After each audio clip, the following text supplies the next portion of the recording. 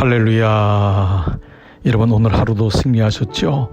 오늘도 이 말씀을 방송으로 듣는 여러분 모두에게 주님의 은총이 함께 하시기를 축복합니다. 저는 오늘 저녁 오순절 저녁기도 37번째 말씀을 주일날 본문이었던 사무엘상 10장 1절로 6절까지의 본문으로 부르심에 민감한 기도라는 제목으로 함께 말씀을 나누겠습니다.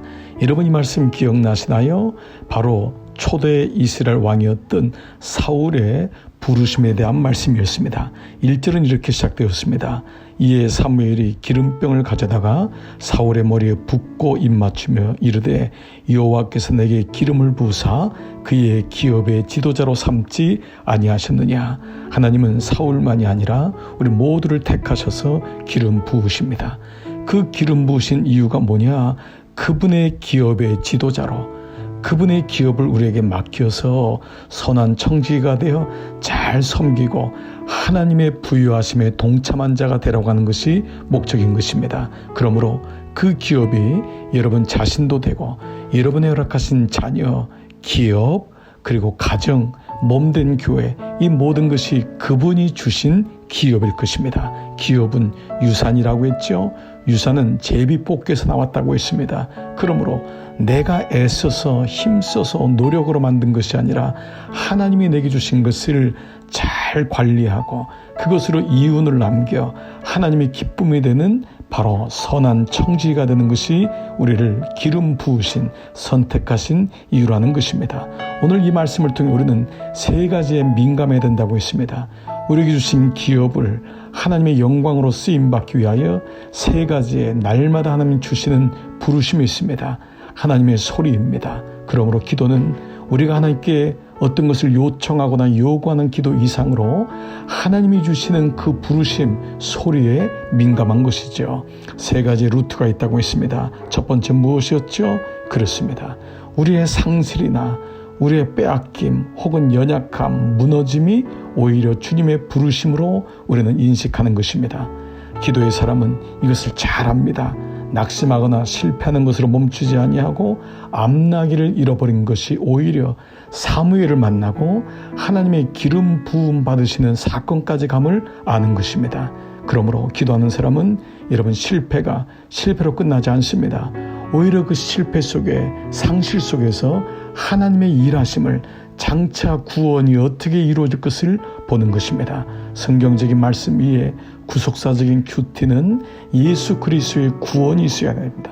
여러분에게 바로 상실이 오히려 하나님의 부르심이 되기를, 하나님이 소리를 치시는 것입니다. 내가 여기 있다. 네가 아프다고, 연약하다고, 무너졌다고, 손해보았다고, 실패했다고 좌절하지 말아라. 오히려 그것이 나의 부르심이다. 그렇습니다. 첫 번째, 우리는 상실을 통하여 하나님의 소리를 듣게 됩니다. 여러분, 빼앗겼을 때, 잃어버렸을 때 오히려 기도의 자리에 나가시기를 축복합니다. 두 번째는 하나님의 사람들을 통해서 주님의 부르심은 이어집니다. 오늘도 여러분이 이 말씀을 하나님이 말씀을 통하여, 목회자를 통하여, 나의 속원들을 통하여, 나의 부모님들, 나의 배우자를 통하여 주시는 하나님 말씀으로 여기는 사람은 하나님의 음성을 듣습니다. 그러나 아무리 얘기해도 그것을 들리지 않는 사람은 결국 하나님의 사람들을 주어도 그 축복을 누리지 못하는 것과 마찬가지입니다. 교회적으로도 마찬가지입니다. 하나님의 사람들, 세 사람은 공동체를 의미합니다. 교회에서 계속해서 여러분에게 말씀을 드리고, 그리고 제자 훈련을 받게 하고, 양육하게 하고, 기도의 자리로 초청하는 것, 큐티로, 새벽 큐티로 함께하는 것은 하나님의 음성을 들으라고 하는 초청인 것입니다. 여러분, 이 교회와 하나님의 사람들, 공동체와 주님의 몸된 교회, 여러분 주변에 있는 사람들을 귀하게 여기십시오. 하나님이 그 사람들을 통해서 말씀하십니다. 그러므로 기도하는 사람은 늘 하나님의 사람들의 음성에 귀를 기울입니다. 세 번째는 하나님의 성령의 충만함으로 사울은 하나님의 음성을 들었던 것입니다. 예배를 드리면서, 기도하면서 하나님 앞에 나갈 때마다 성령께서 우리와 동행하시기 때문에 하나님의 영이 임하여 우리로 하여금 변하게 하십니다. 속사람이 날로 새로워지게 하고 우리에게는 깨달음을 주고 말씀에 대한 인식이 들어오게 되면서 성령과 동행하게 됩니다. 성령의 충만함은 그래서 우리에게 하나님 주시는 가장 명확한 음성인 것입니다. 예배를 통하여 성령의 음성을 듣고 함께 기도하다가 성령의 음성을 듣고 찬양하다가 성령의 음성을 듣고 말씀을 듣다가 그 마음에 성령님의 두드리시는 소리를 듣는 것입니다. 그러므로 기도하는 사람은 세 가지 루트를 기억합니다. 그는 잃어버린 상실을 통하여 하나님의 음성을 듣습니다. 기도하는 사람은 하나님의 사람들과 공동체를 통해서 하나님의 음성을 듣습니다.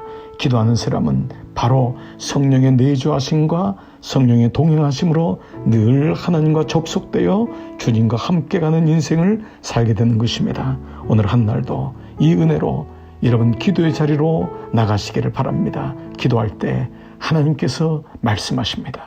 민감하게 하십니다. 여러분에게 하나님의 은총이 함께 하시기를 축복합니다. 함께 기도의 자리로 나가시겠습니다.